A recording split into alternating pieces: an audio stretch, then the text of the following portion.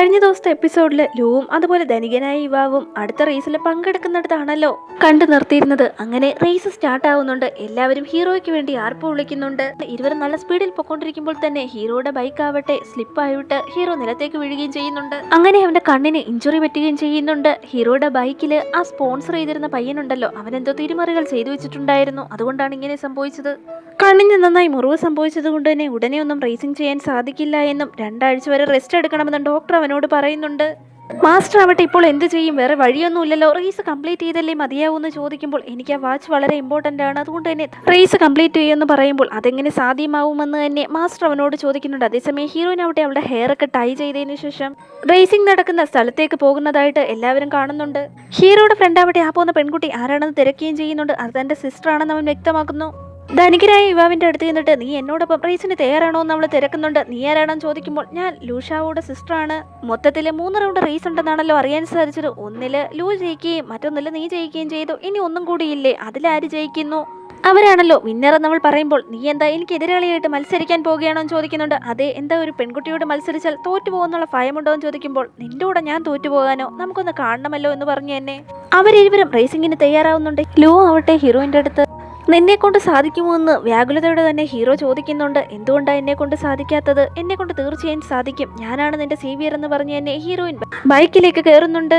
ഹീറോയും അവൾ ഓടിക്കുന്നത് ആകാംക്ഷയോടെ നോക്കിയിരിക്കുകയായിരുന്നു. മാസ്റ്റർ പറയുകയും ചെയ്യുന്നുണ്ട്, ഈ പെൺകുട്ടിക്ക് ഇത്രയും ടാലന്റ് ഉണ്ടായിരുന്നു. നീ റേസിംഗിൽ കിങ്ങാണെങ്കിൽ അവൾ ക്യൂനാണ്. അവൾക്ക് ഇങ്ങനെ ഒരു കഴിവുണ്ടെന്ന് ആർക്കും ഇതുവരെയും അറിയില്ലായിരുന്നു എന്നൊക്കെ അവളുടെ ഫ്രണ്ട്സും അന്താളിപ്പോടെ പറയുന്നുണ്ട്. അവസാന റേസിലെ ഹീറോയിൻ തന്നെ വിൻ ചെയ്യുകയും അതുപോലെ ധനികനായ യുവാവിനോട് ഹീറോയുടെ അടുത്ത് തോറ്റു കഴിഞ്ഞാൽ തലകുനിച്ച് തന്നെ മാപ്പപേക്ഷിക്കണമെന്ന് അവൾ ആവശ്യപ്പെട്ടിരുന്നു. അങ്ങനെ ഹീറോയും അവിടേക്ക് വന്നിട്ട് തൻ്റെ വാച്ച് ആവശ്യപ്പെടുന്നുണ്ട്. തുടർന്ന് ആ സ്പോൺസർ ചെയ്ത പയ്യനുണ്ടല്ലോ, ആ പയ്യൻ വന്ന് വാച്ച് തിരിച്ചു നൽകുന്നുണ്ട്.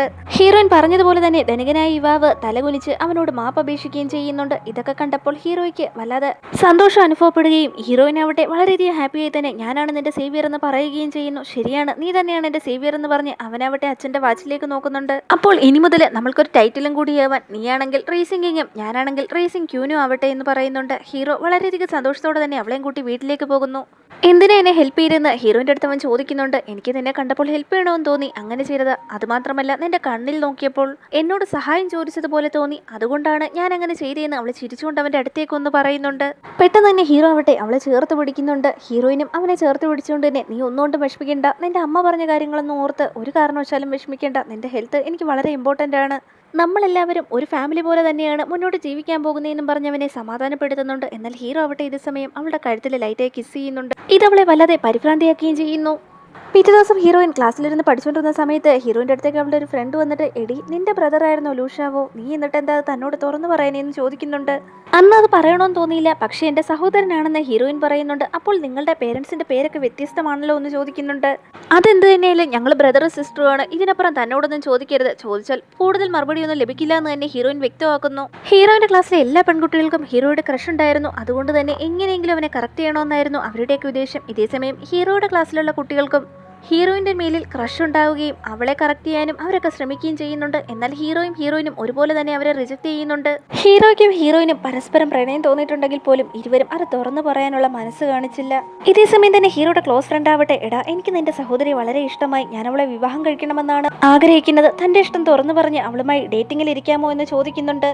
ഒറ്റയടിക്ക് ഹീറോ ആവട്ടെ അവളതൊന്നും അക്സെപ്റ്റ് ചെയ്യില്ല എന്ന് പറയുന്നുണ്ട്. അതെന്താ അവൾ അക്സെപ്റ്റ് ചെയ്യാത്തത്, നീ ആദ്യം ഒന്ന് സമ്മതിച്ചായി എങ്കിൽ അവളെ കറക്റ്റ് ചെയ്യാൻ തനിക്ക് യാതൊരു പ്രയാസം ഉണ്ടാവില്ല എന്ന് പറയുമ്പോൾ തന്നെ ഹീറോ പറയുന്നുണ്ട് നീ അവളുടെ ടൈപ്പ് അല്ല, നിങ്ങൾ ഒരിക്കലും മാച്ച് ആവില്ല, നീ എന്തൊക്കെ പറഞ്ഞാലും ഞാൻ അവളെ പ്രപ്പോസ് ചെയ്യാൻ പോവുകയാണ്, നീ എന്റെ കാല് തല്ലി ഓടിക്കാതിരുന്നാൽ മാത്രം മതിയെന്ന് ഫ്രണ്ട് പറയുന്നുണ്ട്. പിറ്റേ ദിവസം ക്ലാസ്സിലായിരുന്നു ഹീറോയിനും കൂടി വീട്ടിലിരുന്ന് പഠിക്കുകയായിരുന്നു. ഇതേസമയം ന്യൂസിലാവട്ടെ ഇന്ന് മഴ പെയ്യാൻ സാധ്യതയുണ്ടെന്ന് പറയുന്നുണ്ട്. തുടർന്ന് അവരിരുവരും തുണി പറക്കാനായിട്ട് പുറത്തേക്ക് ഇറങ്ങി പോകുന്നുണ്ട്.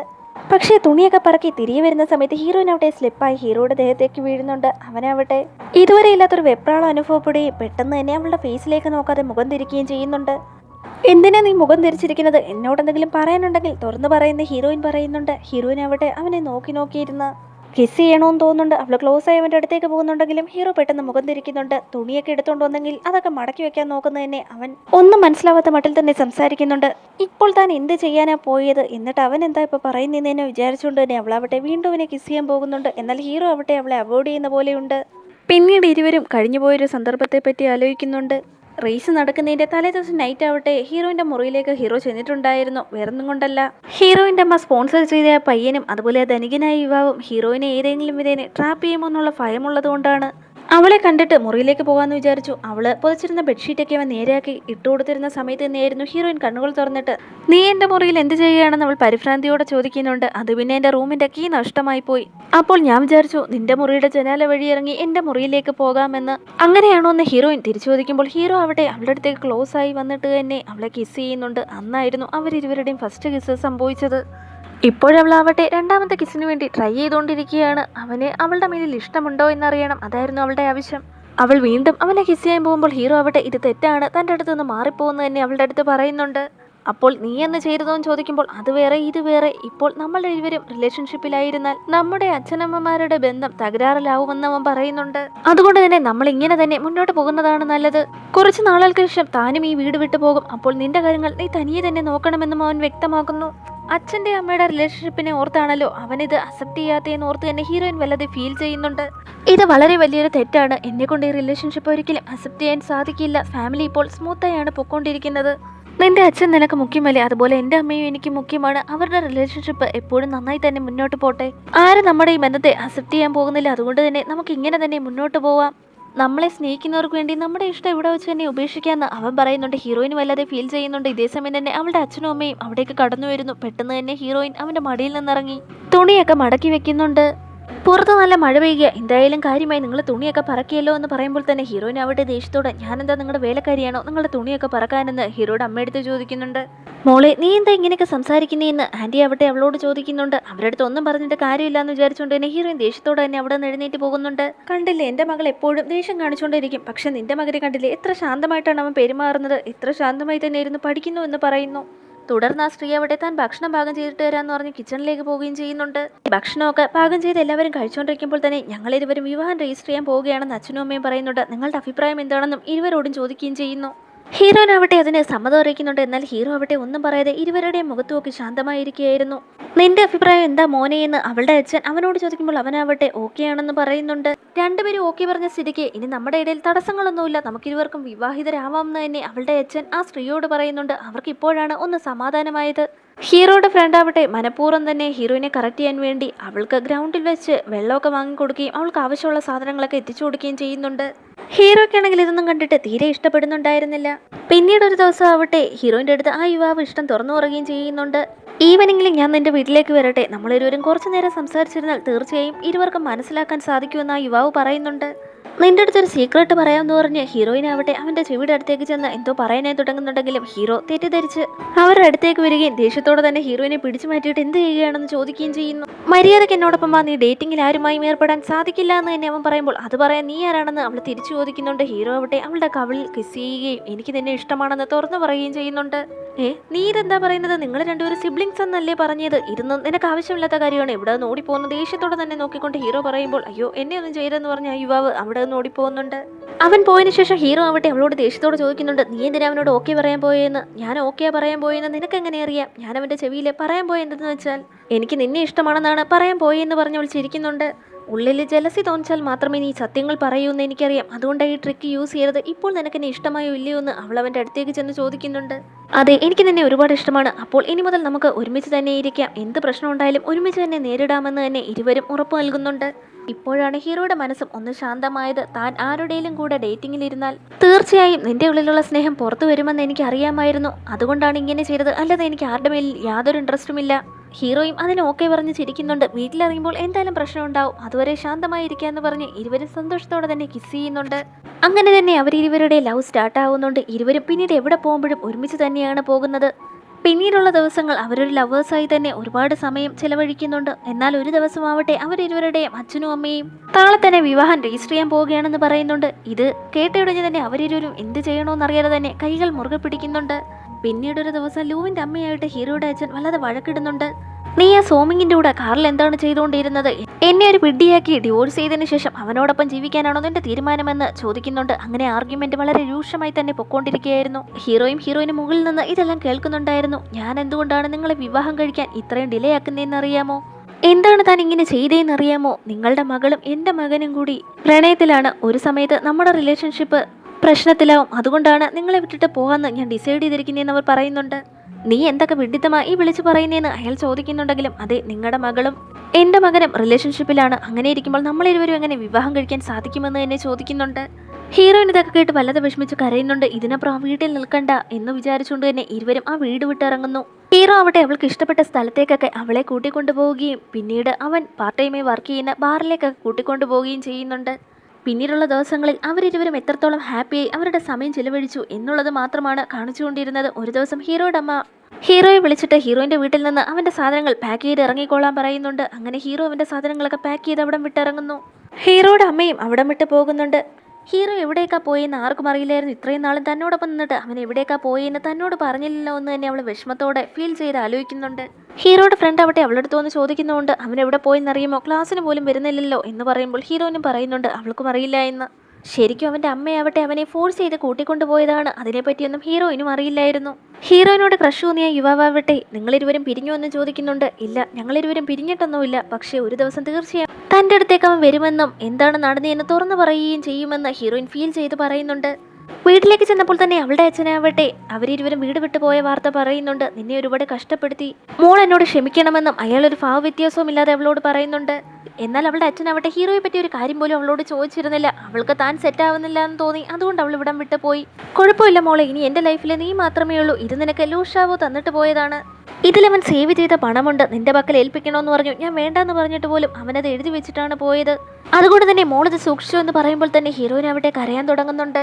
എന്നെ ഇത്രത്തോളം സ്നേഹിച്ചിരുന്നെങ്കിൽ എന്തിനാണ് നീ എന്നെ ഉപേക്ഷിച്ച് പോയെന്ന് തന്നെ അവൾ വല്ലാതെ കരഞ്ഞുകൊണ്ട് ഫീൽ ചെയ്ത് മനസ്സിൽ വിചാരിക്കുന്നുണ്ട്. ഞാൻ ഈ പറയുന്ന കാര്യങ്ങൾ നീ തെറ്റായി എടുക്കരുത്. നീ എന്ത് ഡിസിഷൻ എടുത്താലും നിന്നോടൊപ്പം ഞാൻ ഉണ്ടാവും എന്ന് പറഞ്ഞിട്ട് തന്നെ അവളുടെ അച്ഛൻ അവിടെ നിന്ന് പോകുന്നുണ്ട്. പിന്നീട് അവൾ ഹീറോ കഴിഞ്ഞിരുന്ന മുറിയിലേക്ക് വന്ന് നോക്കുന്നുണ്ട്. അവൾക്ക് വേണ്ടി ചെയ്ത ഓരോ കാര്യങ്ങളും അവളുടെ മനസ്സിലേക്ക് കടന്നു വരുന്നു. ഇപ്പോൾ അതെല്ലാം നല്ലൊരു ഓർമ്മകൾ മാത്രമായി പോയല്ലോ എന്ന് തന്നെ അവൾ മനസ്സിൽ വിചാരിക്കുന്നുണ്ട്. എൻ്റെ അമ്മ എന്നെ വിട്ടുപോയപ്പോൾ അമ്മ താമസിച്ചിരുന്ന മുറിയും അതുപോലെ സാധനങ്ങളും ഒക്കെ ഞാൻ സൂക്ഷിച്ചു വെച്ചിരുന്നു. അതെല്ലാം എൻ്റെ നല്ല ഓർമ്മകൾ തന്നെയാണ്. നീ ഇപ്പോൾ എന്നെ ഉപേക്ഷിച്ച് പോയ സ്ഥിതിക്ക് നീ താമസിച്ചിരുന്ന മുറിയും അതുപോലെ നിന്റെ സാധനങ്ങളെല്ലാം എൻ്റെ നല്ല ഓർമ്മകൾ തന്നെയാണ് എന്നും ഞാനിത് നന്നായി തന്നെ സൂക്ഷിക്കുമെന്ന് മനസ്സിൽ വിചാരിച്ചുകൊണ്ട് തന്നെ അവൾ വല്ലാതെ ഫീൽ ചെയ്യുന്നുണ്ട്. പാവം പിന്നീടുള്ള ദിവസങ്ങളിൽ വല്ലാത്ത വിഷമത്തിൽ തന്നെയായിരുന്നു. അതുപോലെ തന്നെ ഫിഷ് ടാങ്കിലുള്ള എല്ലാ മീനുകളും ചത്തുപോകുകയും അവശേഷിച്ച ഒരു മീൻ മാത്രം ഉണ്ടായിരുന്നു. അത് അവസാനം ചത്തുപോകുന്നുണ്ട്. ഓക്സിജൻ പമ്പ് മാറ്റിയത് ഉണ്ടായിരിക്കാമെന്ന് അവളുടെ അച്ഛൻ പറയുന്നുണ്ട്. പാവം ഇതൊക്കെ കണ്ടപ്പോൾ ഹീറോയുടെ ഓർമ്മകൾ അവളുടെ മനസ്സിലേക്ക് വരുന്നുണ്ട്. ഫിഷ് ടാങ്ക് അവൻ ഒരുപാട് നന്നായി തന്നെ സംരക്ഷിക്കുമായിരുന്നു. ഇതൊക്കെ ഓർത്തിട്ട് ഹീറോയിനാവട്ടെ അവൻ്റെ ഓർമ്മയിൽ തന്നെ മുന്നോട്ട് ജീവിക്കാമെന്ന് തീരുമാനിക്കുന്നു. പിന്നീട് ഹീറോയിനാവട്ടെ സ്കൂളിൽ തന്നെ ടോപ്പ് മാർക്കോടെ പാസ്സാവുന്നുണ്ട്. തുടർന്ന് ഏത് യൂണിവേഴ്സിറ്റിയിൽ പോകാനാണ് അവൾക്ക് ഇഷ്ടമെന്ന് സന്തോഷത്തോടെ അവളുടെ അച്ഛൻ തിരക്കുന്നുണ്ട്. എന്നാൽ ഹീറോയിനാവട്ടെ ഇപ്പോഴും ഹീറോയുടെ ഓർമ്മകളിൽ തന്നെയായിരുന്നു. അങ്ങനെ ഹീറോയിനാവട്ടെ ഒരു യൂണിവേഴ്സിറ്റിയിൽ പഠിക്കാനായി ജോയിൻ ചെയ്യുന്നുണ്ട്. അങ്ങനെ വർഷങ്ങൾ കടന്നു പോവുകയും അവനെ ഓർക്കാത്തൊരു ദിവസം പോലും അവളുടെ ജീവിതത്തിൽ ഉണ്ടായിരുന്നതുമില്ല. ഒട്ടും പ്രതീക്ഷിക്കാതെ തന്നെ അവളുടെ അടുത്തേക്ക് ഒരു ദിവസം ഹീറോ എത്തുന്നുണ്ട്. മനസ്സിലുള്ള സന്തോഷം അവളുടെ മുഖത്ത് പ്രകടമായിരുന്നു. ലൂഷാവോ, നീ എവിടെയായിരുന്നു? സോറി, ഇത്രയും നാളെ നിന്നെ വിട്ടുപോയിന്. നീ എന്നോട് ക്ഷമിക്കണം. എനിക്ക് നിന്നോട് കുറച്ച് സംസാരിക്കാനുണ്ടെന്ന് പറഞ്ഞ് അവരിരുവരും പോകാറുള്ള റെസ്റ്റോറൻറ്റിലേക്ക് തന്നെ പോകുന്നുണ്ട്. എന്തിനാണ് നീ എന്നെ ഉപേക്ഷിച്ച് പോയെന്ന് അവൾ ചോദിക്കുമ്പോൾ എനിക്ക് വേറെ വഴിയില്ലായിരുന്നു. എൻ്റെ അമ്മ എന്നെ വിളിച്ചപ്പോൾ അവരോട് മറുത്തു പറയാൻ എനിക്ക് സാധിച്ചില്ല എന്നും പറഞ്ഞവൻ വല്ലാതെ ഫീൽ ചെയ്യുന്നുണ്ട്. ഇപ്പോൾ നിനക്ക് എങ്ങനെയുണ്ട്? നിന്റെ ഇൽനെസ് ഒക്കെ മാറിയോ എന്ന് അവൾ ചോദിക്കുമ്പോൾ അതങ്ങനെ തന്നെ പൊക്കോണ്ടേയിരിക്കുന്നു. എനിക്ക് ചുറ്റും ആരുമില്ല എന്നും ഞാൻ തനിച്ച് തന്നെ ജീവിച്ചേ മതിയാവൂ എന്നും വിചാരിച്ച് ടാബ്ലറ്റും കഴിച്ച് മുന്നോട്ട് ജീവിക്കുന്നു. എൻ്റെ ലൈഫിൽ സന്തോഷം തന്നെ പോയല്ലോ എന്ന് പറഞ്ഞ് അവൻ വല്ലാതെ ഫീൽ ചെയ്യുന്നുണ്ട്. ഇതെല്ലാം കേട്ടതും ഹീറോയിനും വിഷമമാവുന്നുണ്ട്. അപ്പോഴാണ് ഹീറോ പറയുന്നത് അവൻ്റെ അമ്മ മരിച്ചുപോയി എന്ന്. എന്തു പറ്റിയെന്ന് അവൾ അമ്പരപ്പോടെ ചോദിക്കുമ്പോൾ അമ്മയ്ക്ക് വയ്യാതായപ്പോൾ ഹോസ്പിറ്റലിൽ അഡ്മിറ്റ് ആക്കിയിരുന്നു. അവസാന നിമിഷത്തിൽ പോലും അവരെന്നോടൊരു വാക്ക് പറഞ്ഞു, ഞാൻ അവരുടെ ജൈവിക മകനല്ല എന്ന്. ആശുപത്രിയിലായിരുന്ന സമയത്ത് അവരോടൊപ്പം ഞാനല്ലാതെ മറ്റാരും തന്നെ ഉണ്ടായിരുന്നില്ല. അത് പറഞ്ഞു തീർന്നതിന് ശേഷം അവരുടെ മരണവും സംഭവിച്ചു. അപ്പോഴാണ് എനിക്കൊരു കാര്യം മനസ്സിലായത്, അവരെന്തുകൊണ്ടാണ് എന്നെ ഇത്രത്തോളം വെറുത്തേയെന്ന്. എൻ്റെ ജീവിതത്തിൽ സ്വന്തമെന്ന് പറയാൻ ഇപ്പോൾ എനിക്ക് നീ മാത്രമേ ഉള്ളൂ. തിരിച്ചു വന്ന എന്നെ നീ അംഗീകരിക്കുമോ എന്ന് ചോദിക്കുമ്പോൾ തന്നെ അവളാവട്ടെ സന്തോഷത്തോടെ തന്നെ അവൻ്റെ മുഖത്തേക്ക് കൈകൾ വെക്കുന്നുണ്ട്. അതേസമയം അവൻ്റെ കയ്യിലെ ബ്ലേഡ് കൊണ്ടൊരഞ്ഞ പാടുകൾ അവൾ നോക്കുന്നുണ്ട്. അവിടെയാവട്ടെ ബട്ടർഫ്ലൈയുടെ ടാറ്റു അടിച്ചിരിക്കുകയായിരുന്നു. കയ്യിലെ കട്ട് ചെയ്ത പാടുകൾ ഇപ്പോൾ മാറിയിട്ടുണ്ടല്ലോ എന്ന് അവൾ സന്തോഷത്തോടെ ചോദിക്കുമ്പോൾ അത് മാറിയതല്ല, നിനക്ക് ഇഷ്ടപ്പെട്ട മാതിരി മാറ്റിയെടുത്തതാണെന്ന് അവൻ പറയുന്നു.